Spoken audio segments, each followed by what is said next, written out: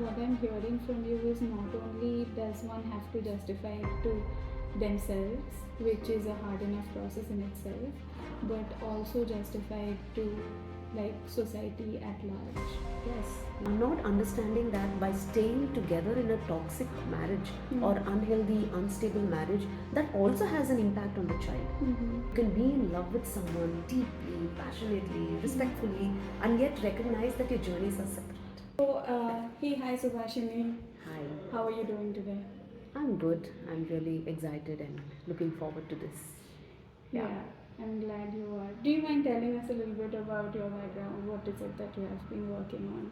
Yeah, um, I'm Subhashini and I'm an integrative therapist Okay, and I have my private practice okay, and I'm integrative in my work because I bring in different modalities like systemic family constellation, somatic experiencing, understanding how the body remembers, okay, or bringing the lens of transaction analysis, art therapy, NLP, and okay. bringing in the lens of pure affirmative practices also. Right, okay, So I work with young adults, I work with adults, and also with couples, okay, navigating through the challenges of relationships right, and different things. It could be depression or anxiety or stress.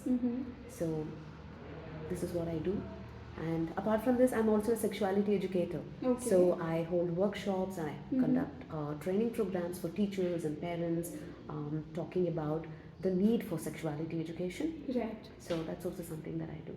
That's really nice. Thanks for sharing that with us. So, do you want to talk about your experience with people navigating the process of divorce or separation a little bit? If you could tell us, like, if Yeah. you have. Yeah.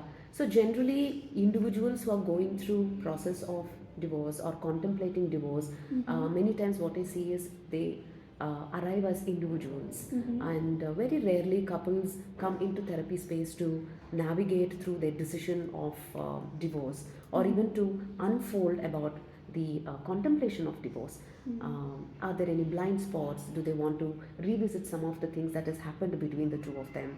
So very rarely couples come in for this, but individuals who are contemplating divorce, they do seek out therapy to understand if they're making the right decision. Right. Yeah. Okay. So, do you mind telling us how do you help them make this? How do you help make them understand or process that if they think that's the right decision for them, if divorce Yeah. or separation is the Yeah, right? yeah. You see, when someone is thinking about divorce, the decision about it is not overnight, Yeah. right? Yeah. They generally arrive into it after a lot of thought process, struggle, and even questioning. Right. And one of the questions that comes up is my reason good enough? Right. And that's where the confusion begins. Am I making the right decision? Right. Okay. Right now, what we may see as a very easy or a clear visible reason, right? It could be physical abuse, emotional abuse, alcoholism, sexual abuse. One may see it as a clear visible reason to contemplate a divorce, but it isn't, because we have enough messaging around it, right? Marriage is full of compromises. There is love and that's why you're getting beaten up. Oh, there is only beating that's happening, but there are so many other things happening in the marriage. You need to stay for your children. Women are always hysterical and greedy. Men have sexual needs and they are going to be demanding, and this is how it is. You need to learn to adjust and tolerate. So we have so many messages around it, and that makes it difficult and confusing for the individual. Now they are checking, am I suffering enough? Am I experiencing enough to contemplate divorce? Right. Okay. Right? And there are also other things. The reasons can be very subtle. Right. Maybe the couple, they have outgrown each other. Right. Right? Their needs are not being met in the marriage. Sometimes people get married to have children, to fulfill family obligations. Now after 20-25 years, children have grown up. Now there's a deeper question that comes up. Can I live my life now? Yeah. Right? Yeah. Or sometimes the reason can be sheer exhaustion in marriage, right? Playing the role of the husband, the wife, the breadwinner, the caregiver, right? And again, there is this question that comes up: can I live my life beyond these roles? Right? But there is also enough messaging around it that it adds to confusion about saying, now we're anyway married for 20, 25 years. You're anyway going to walk to the grave. You might as well walk with your partner. Right. Why now? Right? Or you're married just for a year or two. You need to put in more effort. Marriage takes work, right? And so you need to work with it. So all of this adds to the confusion. Right, yeah. So what we need to understand here is that what are we taught about marriage through our childhood stories, through what is being role modeled to us, through the media, right? That marriage needs to be successful. Yeah. And a successful marriage means forever. Yeah. So longevity is taken as measure. We are not talking about the quality. Yeah. We are not looking at if this marriage is meaningful and fulfilling for an individual. Yeah. Right? And so that's where the confusion comes in. Yeah. And so to answer the question, am I making the right decision? Yeah. Right? It's very important that we understand the answer lies within oneself. Right. Yeah. Right? Getting in touch with your own feelings, getting in touch with your own body. Yeah. How do I feel in this marriage? Do I feel joy? Do I Yeah. feel fulfillment? Or do I feel anger, resentment, exhaustion? How do I experience it in my body? Is my body at ease, relaxed, or there is rigidity, numbness, right? So there's always wisdom and information in our feelings and in our bodies. Right. So by accessing that, one can arrive at a decision of, am I making the right decision? Right. Yeah, so to me, I don't think the answer lies with whether the society decides whether your reason is good enough or not. Right, yeah. Right? It is Yeah. about whether you feel alive, safe, and authentic in marriage. Right. That's where the clarity begins. Right. Yeah. And that conversation, I mean, it's not like a one day or like one like answer to a question and then you have it, right? It's, No. It's introspection. Yes. And what I have noticed with couples is that they actually take not just months, they actually take years to arrive at this. There are, yes, of course, there are some situations where I've seen they have decided, yes, I do want to seek separation maybe within few months of marriage. But generally people take a lot of time to contemplate. Right. Because the messaging around is so tight. Yeah. Do you often see people or like people who come with these questions? A lot of these questions are around what is it that other people might think, like what is it that my, let's say, in-laws are going to talk about, or cousins. Yes, All yes. Because there is always a need to justify the decision. Right? The decision can't be just yours. It needs to be validated or good enough for the others. Right? So, and there's also a lot of shame associated, because if marriage is equal to success, is equal to forever, and here you are ending the marriage, so there's a lot of shame around it. And it is difficult and challenging. So what I'm hearing from you is not only does one have to justify it to themselves, which is a hard enough process in itself, but also justify it to like society at large. Yes, because I think we also bring in another important element into this situation of marriage, right? Children. So the questions also becomes about how can you do this to your children? Don't you think your child needs a full family? Can't you stay for your children? Right? Not understanding that by staying together in a toxic marriage or unhealthy, unstable marriage, that also has an impact on the child. Right? Sometimes the separation of the parents can be useful for the child. Right? But we are not taught or role modeled that. So we bring in children into the context of marriage and say your decisions need to be for the sake of children, which means are you making a good enough decision? Okay. That am I staying for love or for fear? What are your thoughts on that? Yeah, that's a very interesting question, love and fear. But I would like to flip it a little bit. Because honestly, one need not stay in marriage for fear. Equally, one need not stay in marriage only for love as well. Okay, do you mind expanding on that a little bit? Because is love enough, only love enough for marriage? Because marriage by itself takes a lot of work. It asks for many elements. We know that it needs trust, it needs Yeah. commitment, Mhm. communication, Mhm. ability to introspect, capacity for conflict resolution, Mhm. mutual respect, and so on. Mm. So, what's the role of love here? Yeah. So, love helps all of these elements to happen effortlessly and smoothly between the couple. Right. The conflict resolution, the Mm. respect, the communication, all of this can happen so smoothly when there is love. Right. But love does not replace the work that is needed by the Right. partners, Yeah, that makes sense. Yeah. right? Again, what we need to focus here is, hey, what are we taught about love? Mm-hmm. Childhood stories, the fantasies, Mm. right? Or the media. What are we Mm. emphasizing on? When you Mm. love someone, you stay with them forever, Yeah. right? We are Yeah. not taught or role modeled that you can be in love with someone deeply, passionately, Mm. respectfully, and yet recognize that your journeys are separate, Right. right? Yeah. So, uh, again, to answer the question directly, am I staying for love or fear? I think again the answer lies within. Yeah. Bring in the feelings, check what is the feeling that is coming up for me predominantly in the marriage. Am I Right. feeling joy and happiness, or Mm. am I feeling stress, or there's anger? So, checking with the feelings, checking with the body, Mm-hmm. and bring in the third element, the mind, Right. Yeah. right? We have so much intelligence and knowledge. Yeah. So, through that, even to ask ourselves, is love enough for me here now? Mm.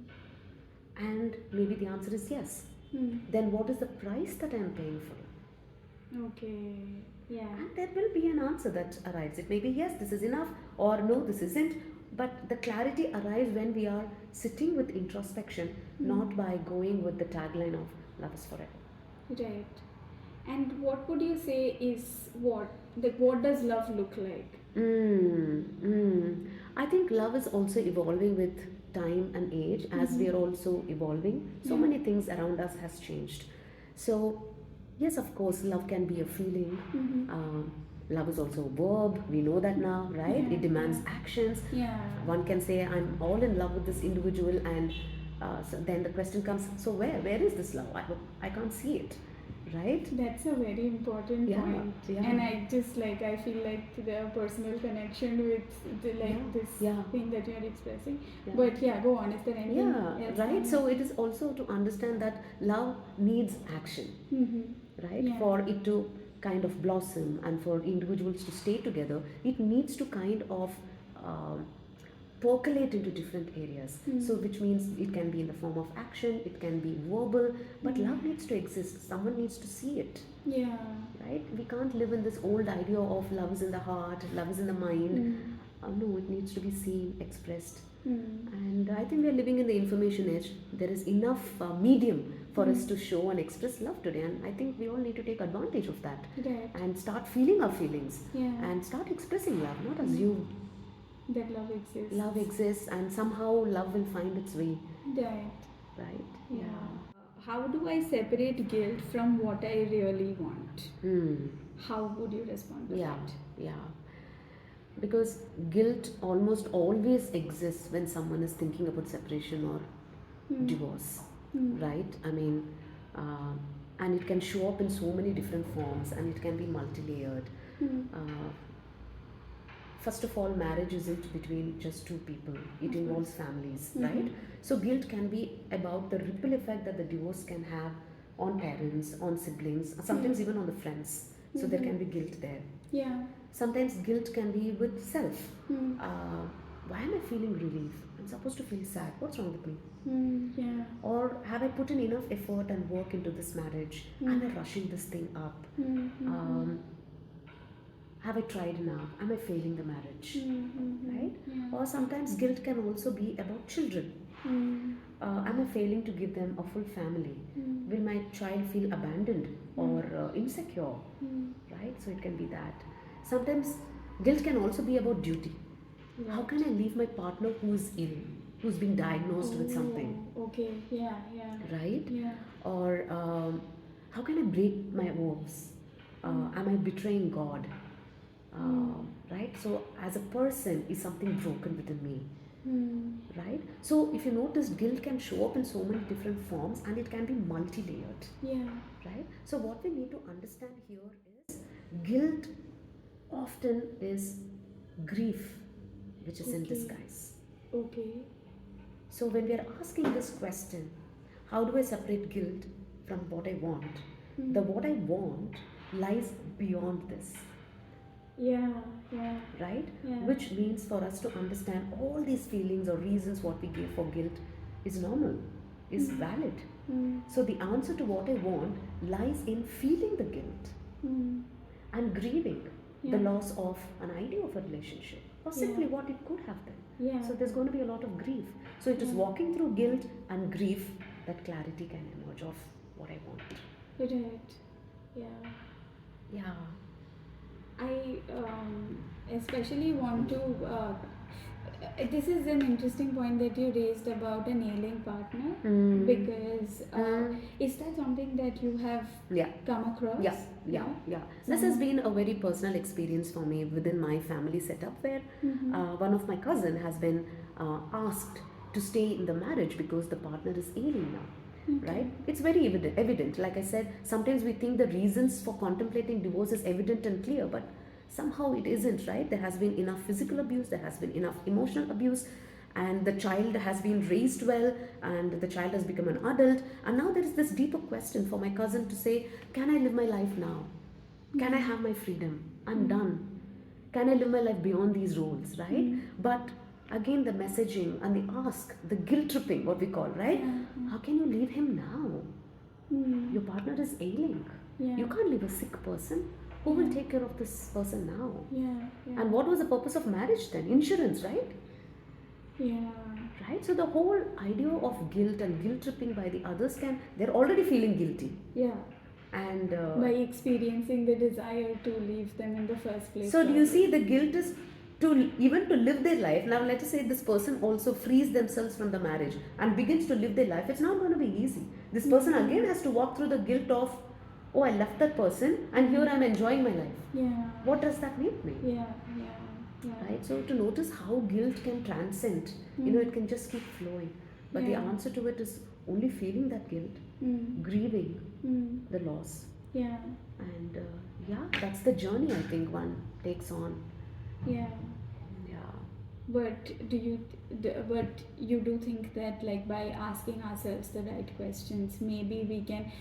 It's possible that I might choose to stay on in Yeah. this relationship, but at least I would have probably the satisfaction of knowing that I explored. I explored, I The contemplated, I ideas. Yeah. tried. Sometimes those are good enough reasons to live with oneself. Yeah. Maybe you're making a choice to stay with the partner, Yeah. but you also need to live with yourself, right? Yeah. So sometimes even to give ourselves that chance or the opportunity, even to have tried, to have explored, sometimes it does do well, Yeah. for the individual to pull in some strength and take care of this partner who is ill, knowing that this partner has abused me, Yeah. you know. And that again is not easy process. That's a journey by itself, Yeah. isn't it? Yeah. Yeah. Of course. There are so many things to talk about on this particular Yeah, yeah. topic.